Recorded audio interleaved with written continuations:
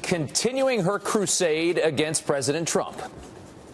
I'm going to keep speaking out. Apparently, my former opponent is obsessed with my speaking out. Apparently, there was somebody told me, tweet today. Honestly, between tweeting and golfing, how does he get anything done? I don't understand it. It's kind of like her new gig is going after the president. But is it time for the Clintons to take a hint and take a step back from politics for the good of their party? Here now to debate that, former New York Congresswoman Dr. Nan Hayworth and Democratic strategist Chuck Rocha. Guys, thanks so much for coming on this morning. Thanks. Good morning. Chuck, we'll start with you. It's been a bizarre couple of weeks for the Clintons. We had the Donna Brazile book come out that makes Hillary look really bad, and now you've got a lot of people calling Bill Clinton a rapist, even Democrats themselves. It was a bizarre time for them to go up on the stage, didn't you think?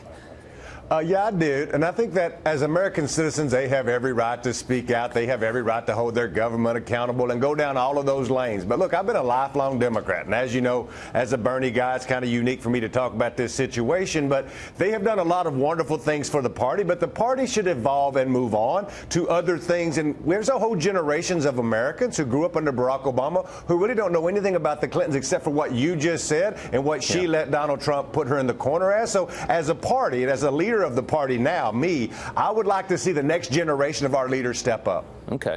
Nan, over to you. What did you make of them up on the stage? I mean, in the light of what we learned the last couple of weeks.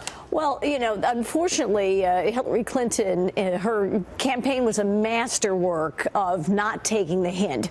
And the Clintons, between her loss and her obsessive scab picking and ranting about Russian-controlled Macedonian programmers, they've become a toxic asset, especially now that all these allegations of sexual misconduct are flying, especially toward the left. And Senator Franken has become the poster man-child, really, for that kind of abuse. So now in retrospect, they have to express politically this anguish, this newfound anguish and contempt for Bill Clinton's behavior. So they have just become a toxic asset that I think the Democrats do have to cleave themselves from. Yeah, it's certainly a conversation with the sexual misconduct. We've had Roy Moore, we have Al Franken, and this has all brought a light onto Bill Clinton as well. Let's go to a tweet from Donald Trump, from the president here, from just a little while ago. Crooked Hillary Clinton is the worst and biggest loser of all time. She just can't stop, which is so good for the Republican Party. Hillary, get on with your life and give it another try in 3 years, daring her to make a comeback and try and pull it off again in 2020. Chuck, what do you say to that? I mean, is it somewhat unbecoming to see Hillary Clinton in this light?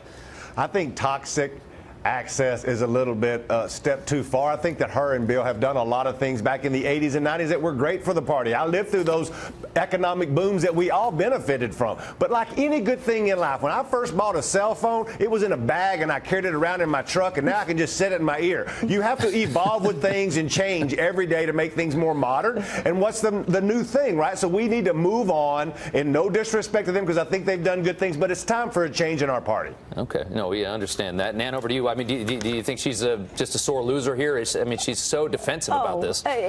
She clearly failed to understand the American electorate, doesn't understand now that it's time for her to leave the stage, and it really is sad and pathetic at this point, but it's also damaging for the Democrats. And, I agree with Chuck. The Clintons definitely were the mainstays, and they were the ones who satisfied especially the cronies and the corporatists. They brought in a lot of money with this kind of soothing combination of appropriate issues advocacy, but also Wall Street savvy.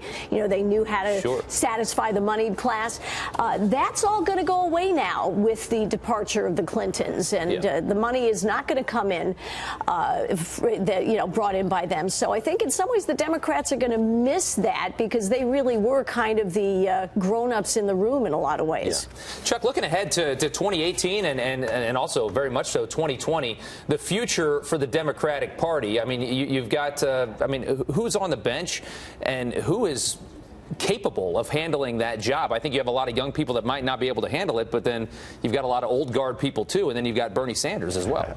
You know, I fight this every day in my own party, and I love my party, and I've been a yellow dog Democrat for a long time, but our average leadership in Congress is 77 years old. Yeah. We have a lot of wonderful young Congress people coming up, like Ruben Gallego, a veteran who fought in Iraq, who's a congressman from Arizona, Tulsi Gabbard, also a vet. We have a lot of wonderful people bubbling up, but we have to make room for their voices and make our party expand and talk about economic relief to the middle class like Donald Trump did to get those voters back into our party.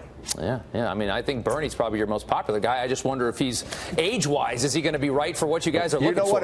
If his health holds up, you can't hold Bernie back. He's got a message. Yeah, he certainly does. Yeah, Bernie Sanders' problem is not his age, but the fact that, unfortunately, the policies he is espousing absolutely do not work. Yeah. And that is the Democrats' biggest challenge, really, is to come forward with policies that actually will grow the economy. And what President Trump is doing now is just that. So he's further proving that the Clintons really, they're not the way to go right now. Guys, thanks so much for coming on this morning.